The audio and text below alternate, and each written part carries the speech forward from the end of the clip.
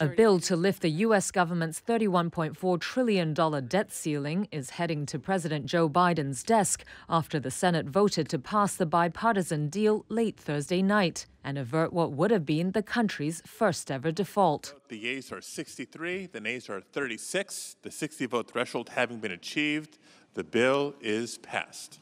Nearly all Democrats and some Republicans in the Senate approved the bill, which had been passed by the House the day before. Lawmakers have been racing against the clock following months of partisan bickering.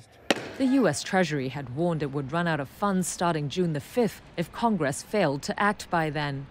In a statement, Biden said he would sign the bill into law as soon as possible, adding, quote, "This bipartisan agreement is a big win for our economy and the American people." Still, it was a bitter victory, and both sides took swipes at the other following the vote.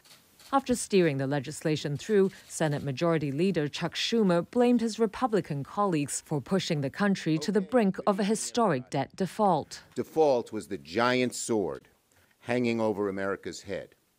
But because of the good work of President Biden, as well as Democrats in the House and Democrats in the Senate, we are not defaulting.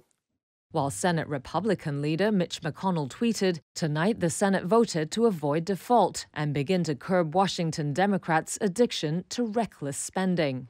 With this piece of legislation, the statutory limits on federal borrowing will be suspended until January the 1st, 2025.